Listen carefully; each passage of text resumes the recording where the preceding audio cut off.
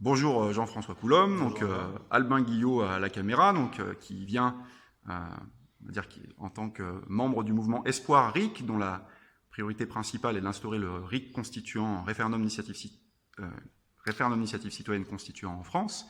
Et donc, comme tu es candidat au second tour sur la 4e circonscription de la Savoie, donc pour la NUP, eh bien, je viens t'interroger, te poser quelques questions sur tes engagements pour le RIC constituant.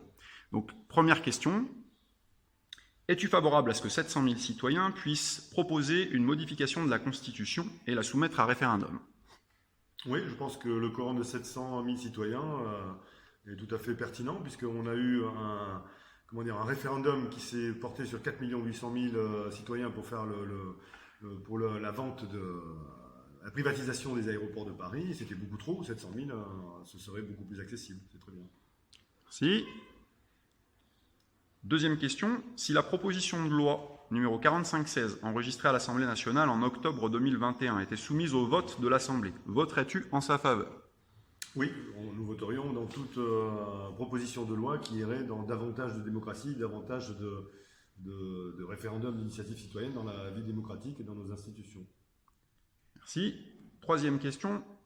Lors des prochaines élections présidentielles, t'engagerais-tu à parrainer un candidat? Bon, je ne vais peut-être pas te répéter la question, tu te rappelles. Hein. Donc, oui, voilà. Oui, nous parrainerions volontiers des candidats qui sont pour promouvoir ce mode-là d'expression démocratique.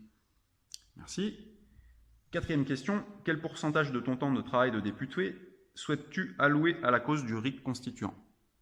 Donc c'est une question un peu difficile parce qu'en fonction des différentes sollicitations parlementaires, on peut difficilement savoir à l'avance quelle serait la part à allouer, mais c'était le cœur de notre programme sur le plan des institutions et de la démocratie, et ça le restera même si on n'a pas gagné ces élections sur le plan présidentiel.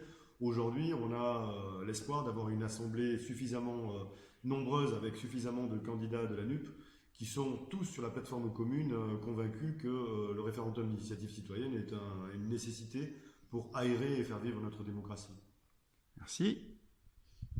Et donc, le cas échéant, dernière question, le cas échéant, donc voilà, si tu y consacres un temps, serais-tu d'accord pour rendre compte annuellement, sous forme textuelle ou vidéo, sur la manière dont tu as employé ce temps de travail pour la cause du RIC constituant?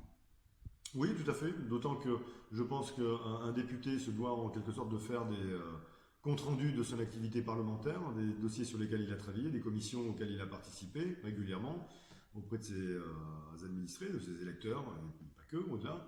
Et donc le RIC en fait partie, effectivement. Donc un compte rendu sur les efforts et le travail effectué sur ce sujet, ça me semble tout à fait pertinent.